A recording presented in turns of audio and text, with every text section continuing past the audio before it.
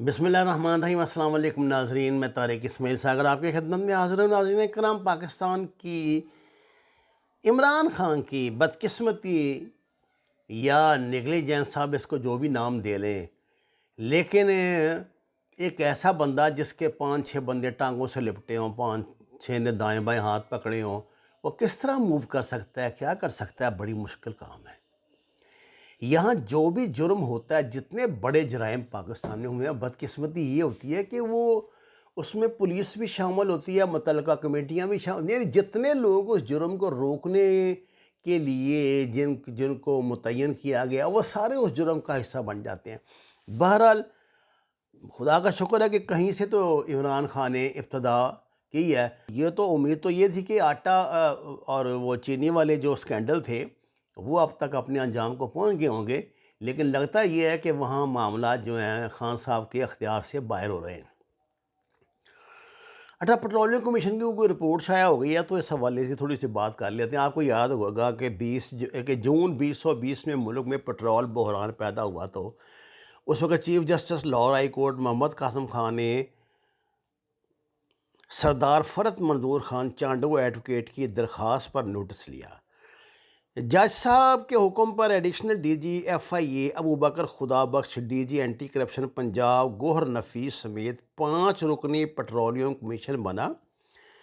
Petroleum commission ने 168 सफ़हात पर मुश्तमिल अपनी रिपोर्ट पेश की चीफ जस्टिस को, और चीफ साहब के हुक्म पर यह रिपोर्ट पब्लिक कर दी गई।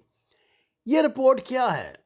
एक नोहा है, एक चीख है, हमारी मिसमैनेजमेंट का मरसिया है, हमारी लूट मार का ताज़ियाना है, हमारी नाहलियों नालायकियों का। रिपोर्ट के मुताबिक oil and gas regulatory authority यानी ओगरा ने 2002 में उसे चलाने के लिए कवानीन नाफज हुए थे। 2016 में यानी 14 साल एडहाक आर्जी हुक्मनामों से काम चलाया जाता रहा। कमीशन रिपोर्ट के मुताबिक ओगरा कवानीन के तहत कोई भी ऑयल कंपनी ऑयल ज़ख़ीरा बनाए बगैर काम नहीं कर सकती, मगर हमारी 25 ऑयल कंपनियों के पास ऑयल ज़ख़ीरा करने के लिए डेपो ही नहीं है। कमीशन रिपोर्ट बताती है कि तेल बहरान की वजह ये थी कि ऑयल कंपनियों ने हंगामी सूरत हाल के लिए 20 दिन का तेल ज़ख़ीरा रखना था, जो नहीं रखा। जब तेल की कीमतें नीचे आ रही थी, सब कंपनियां इस चक्कर में थी कि जब कीमतें ज़मीन पर आ गिरेंगी तब तेल ख़रीदेंगे, और ऐसा ना हो सका। जब तेल की कीमतें ऊपर जाने लगीं तो PSO ने के अलावा तमाम कंपनियों ने ज़ख़ीरा अंदोज़ी करके तेल बहरान पैदा कर दिया। जो कुछ भी गलत हो रहा था इसे ओगरा ने रोकना था, मगर ओगरा कठपुतली बनी रही, सब कुछ वजारत पेट्रोलियम पर डालती रही, और वजारत पेट्रोलियम जो है वो सब कुछ ओगरा पर डालती रही। अवाम लुटते रहे, मुल्क का नुकसान होता रहा, और ऑयल कंपनियां धड़ाधड़ माल बनाती रहीं। पेट्रोलियम कमीशन रिपोर्ट के मुताबिक 2002 में यहाँ 4 ऑयल कंपनियां थी, आज 66 हैं, 66। और मज़े की बात है, कागज़ों में सब ऑयल कंपनियां खसारे में हैं। जी हाँ, ऐसा कारोबार जो 18 वर्षों में 4 कंपनियों से 66 कंपनियों तक जा पहुंचा, वो भी खसारे में। अब 66 कंपनियां हैं ही खसारे में, तो बेचारी ये कंपनियां टैक्स भी नहीं दे पाती होंगी। अंदाज़ा लगाइए, हमसे 10 गुना बड़े भारत में सिर्फ 7 ऑयल कंपनियां हैं।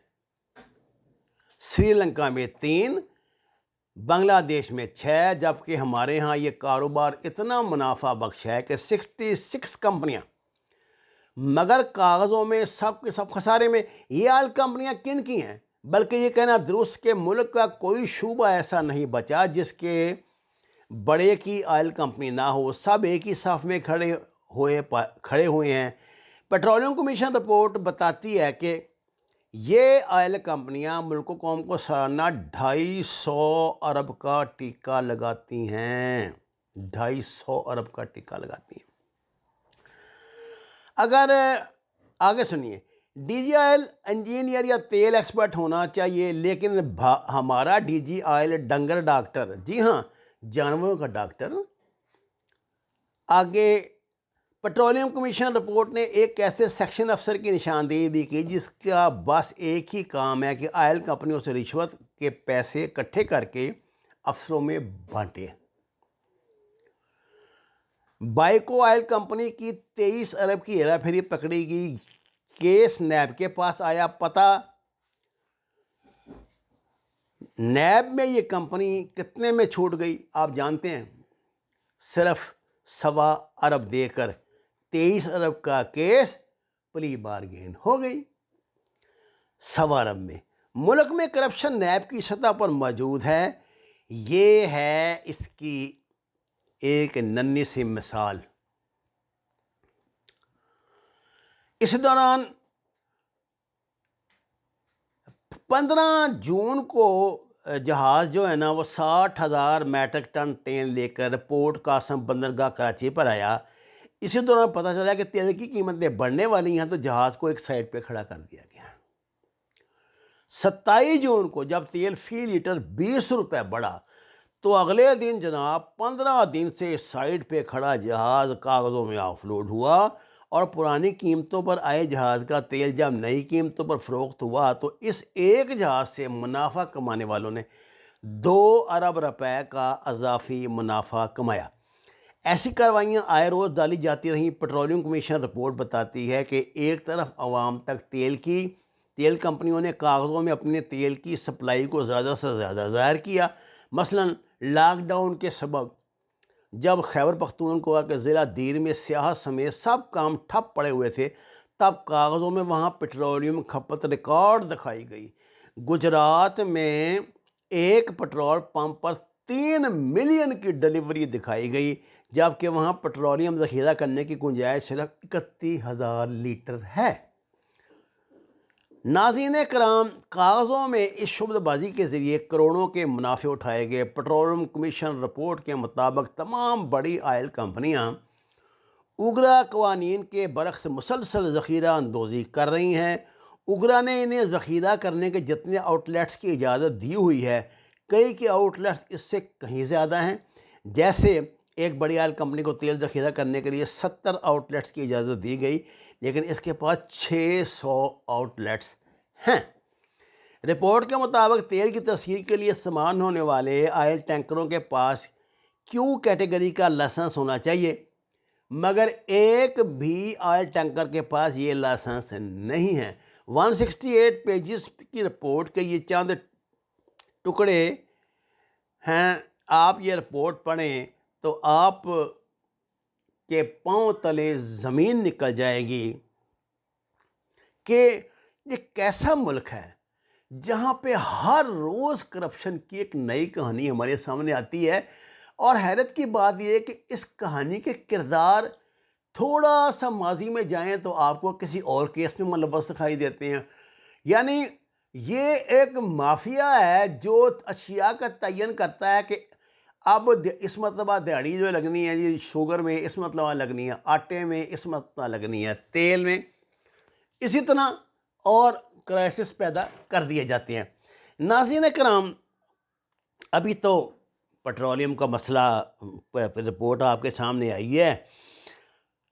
جس روز یہ دوائیوں والی رپورٹ آ گئی، اگر آنے دی گئی تو مجھے نہیں لگتا کہ آنے دی جائیں گی، کیونکہ اتنا بڑا یہ تباہ کن سکینڈل ہے کہ آپ کی حیرت گم ہو جائے گی۔ یہ نہیں آنے دیں گے کبھی اس کو باہر۔ اور اسی طرح آٹا کرپشن، اسی طرح چینی کرپشن۔ اب حکومت نے اشک شوئی کے لیے پتہ نہیں 1-2 منشی ان کے گرفتار کیے ہیں، لیکن کیا آپ سوچ سکتے ہیں حکومت ترین کو گرفتار کر کے اپنی زندگی جہنم بنائے گی؟ کیا حکومت حمزہ شریف کو اس میں گرفتار کرے گی؟ کیا حکومت سب سے بڑے شوگر ملوں کے مافیا کے گاڈ فادر آصف زرداری کو گرفتار کرے گی؟ پاکستان میں سب سے زیادہ شوگر ملیں آصف زرداری کے پاس ہے، سندھ کی قریباً تمام شوگر ملیں اس کے پاس ہیں۔ ایک معاملے میں آپ جس کے محتاج ہوتے ہیں، دوسرے معاملے میں بھی وہ آپ کا محتاج ہوتا ہے۔ تو یہ تو برابر کی ایک گیم ہے، لگی ہوئی ہے حکومت. جب وہ دیکھتے ہیں کہ حکومت دباؤ میں آ رہی ہے وہ آپ کا ٹنٹا خرا اٹھا دیتی ہیں. سیدھی سی بات ہے. باقی کہنے کو باتیں آپ کرتے رہیں. مجھے ایسا لگتا ہے کہ معاملات جو ہیں اب عمران خان کے ہاتھ سے نکل چکے ہیں، اور وہ سوائے کڑنے کے یا مسلسل پریشر سے بیمار ہونے کے اب بہت مشکل ہے کہ کچھ کر پائیں.